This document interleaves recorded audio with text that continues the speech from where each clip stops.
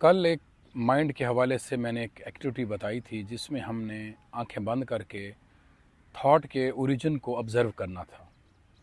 उसमें ये भी कहा गया था कि अगर एक थॉट गुज़र गई है, आप उसको ऑब्ज़र्व नहीं कर सके उसके ओरिजिन को, तो जो नेक्स्ट आने वाली थॉट है उसके ओरिजिन को ऑब्ज़र्व करें, वॉच करें कि कहाँ से थॉट ओरिजिनेट हो रही है। थॉट का जो ओरिजिन है और सांस का ओरिजिन सेम है। जहाँ से सांस ओरिजिनेट होती है वहीं से ही थॉट ओरिजिनेट होती है। अगर कुछ सेकंड के लिए सांस को रोका जाए तो आप ऑब्ज़र्व करेंगे कि आपको थॉट नहीं आएगी। इसीलिए जब भी कभी स्ट्रेस में या आप एंग्जाइटी में, डिप्रेशन में हों, तो आप अपनी सांस को वॉच करते रहें। जब सांस को वॉच करेंगे तो आपको इरेलेवेंट थॉट्स वगैरह बिल्कुल नहीं आएंगी, तो आपका माइंड साइलेंट हो जाएगा।